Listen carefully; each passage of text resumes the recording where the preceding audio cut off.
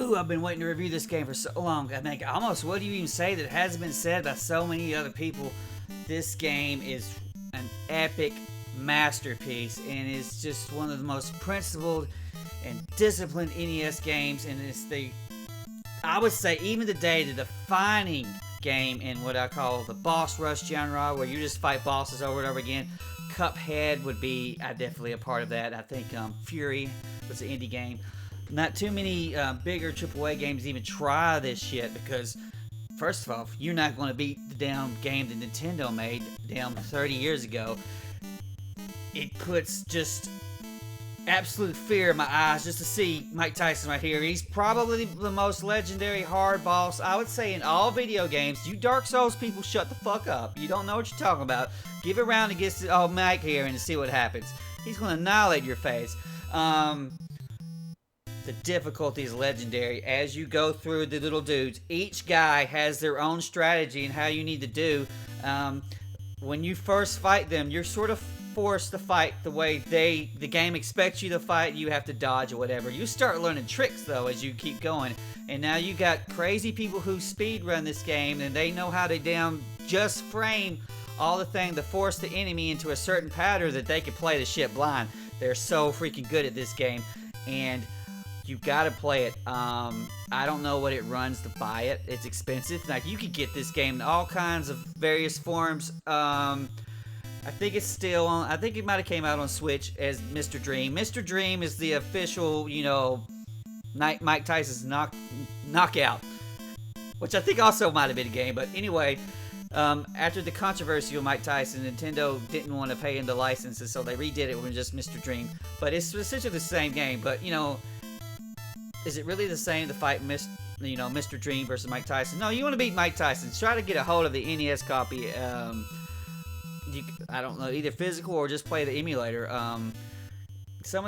This game is so precise in its timing that some of the emulators that Nintendo themselves put out, like I bought the Mr. Dream copy on the 3DS, and I could not beat Mr. Sandman. He reacted faster than the NES would display the screen so that I could react to it.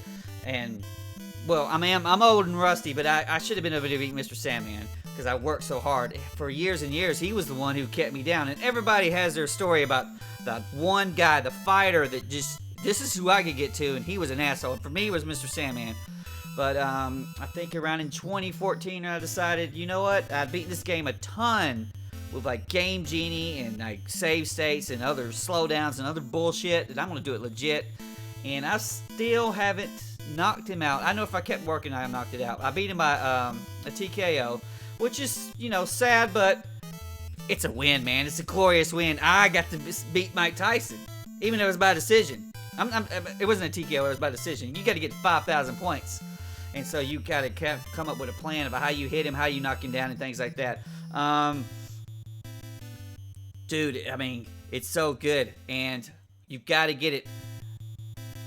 The music is awesome. All of the characters are legendary. The gameplay is awesome. It's like almost like an early rhythm band the way you would play it. Big Kitty is throwing the paws way up. We can't go any higher than this, and she's kind of fat, but she's jumping off the ground to try to get a little bit of air going.